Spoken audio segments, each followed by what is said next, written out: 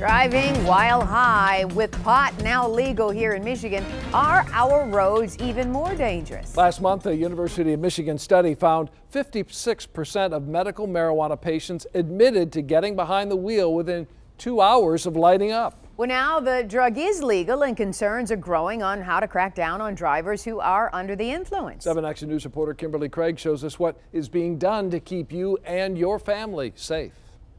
According to Michigan State Police, more drivers involved in crashes, even deadly ones, are testing positive for cannabinoid drugs. In early January, a 15-year-old boy was killed in Shelby Township by a driver that we're told reeked of marijuana. And police say too often people don't realize the hazards of driving high. Marijuana today is 25 times stronger than it was 20 years ago. Lieutenant Lindsay heads up the Vice Unit for the Monroe Police Department, and he says now that recreational marijuana is legal, they expect to see more people driving high with THC in their system. THC is tetrahydrocannabinol, and it can affect a driver's attention and ability to react. And right now in Michigan, unlike alcohol, there is no set legal limit of marijuana intoxication when driving. But if you fail a field sobriety test and police find any amount of THC in your blood, you'll be facing a judge. We have to do a blood draw, which is going to take time to get the results back. Watch your head getting in.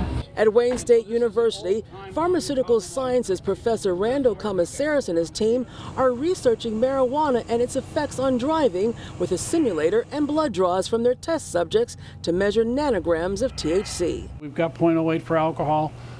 Is there a number that might be useful for marijuana? Derek Bandy, a heavy user of medical marijuana, volunteered to get high and then drive the simulator. He had some trouble but drove better than most people tested. I'm a heavy user, so I have a good tolerance and it doesn't affect me as much, but it's somebody who has the same amount of cannabis that I just took, who's a brand new user, might not be able to function. Without having some kind of an effect-based level, the police are kind of hamstrung and they end up with a situation where if there's any marijuana, they sort of have to suspect that it's causing a problem. In order to charge them with the marijuana, you actually have to have THC in their system at the time of the blood draw. Right now, legally, it does not matter how many nanograms of THC are detected in your system if you've been driving. Our goal, I think, is to contribute to that discussion of what will become the level, if you will, that's a cutoff level for THC. If you know you're going to consume, just have a plan.